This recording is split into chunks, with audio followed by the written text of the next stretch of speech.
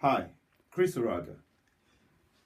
I want to address the Nigerian youth today. And when I say youth, I don't mean the 40-year-old pretending to be youth. I'm talking about the 18 to 35-year-olds. You know, those who are really within that age range, who are, if you like, in their prime. I want to ask them to wake up and to get involved in the policy decisions that are happening in Nigeria today. They need to wake up and read the Nigerian constitution and understand the contract that Nigeria has with them as citizens of Nigeria. Because if you don't know what the contract says, the contract that makes provision for you as a Nigerian, what your obligations are to Nigeria and what Nigeria's obligations are to you, you will not know how to get involved. Now, let me illustrate quickly the fact that if you don't get involved today, in 20 years' time, it would be too late, because the policies that the government of today is putting in place would have had its effect, and it will be the consequences that you are facing then, and you will be suffering for something that you did not participate in. But it would not be because you didn't have the opportunity to participate in it. It will be because you refused to participate, and that's why you will be it will be right for you to receive the punishment that comes to you. Now, let's assume today, I'm going to have a timeline. There's a timeline here. And here is 2016. And there are policies. You know, you need to know what the government policies are.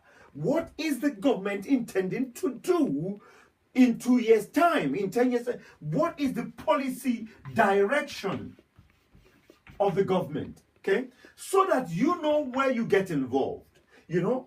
Otherwise, when the consequences of the direction comes in, say, 20 years' time, 2036, for example, the people there today who are in their 70s, who are in their 60s, they will be, in 20 years' time, they will be in their 90s and 80s.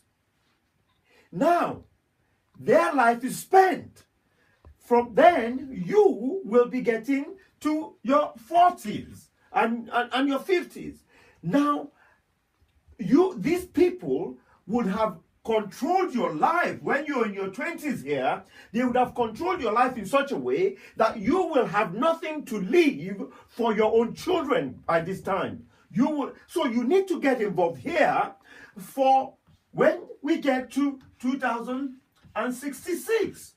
Because most of us will not be here then. Those who are in their 20s probably still be here at that stage. They would have legacies. So you need to get involved in policies. Now, here is what I think the youth needs to do today. I.e., what they need to get involved with today. Look, as an individual, you don't have much leverage.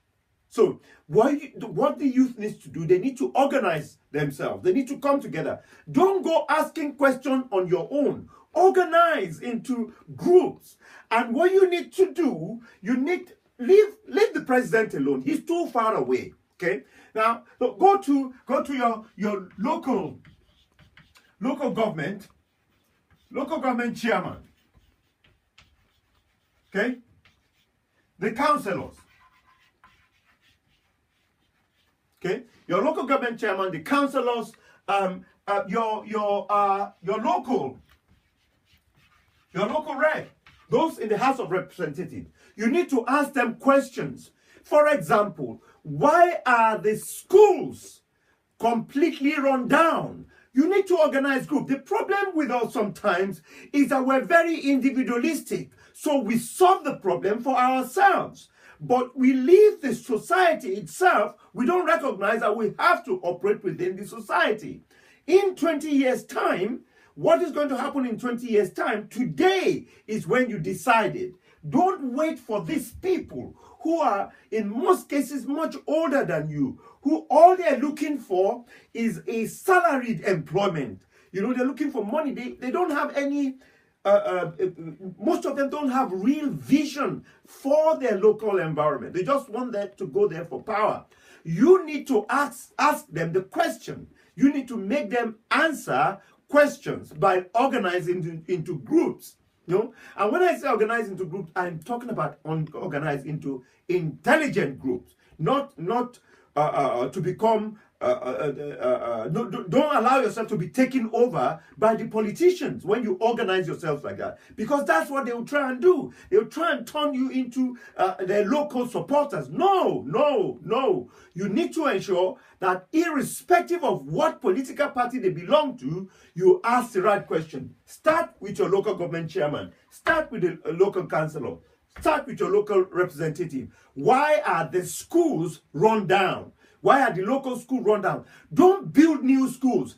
Repair the ones that are there now.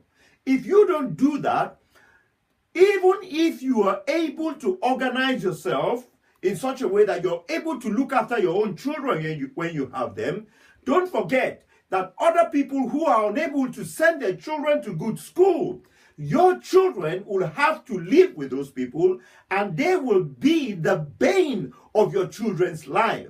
So you need to get involved. You need to get involved in the Nigerian politics, not as a politician, but as a citizen in a democratic society.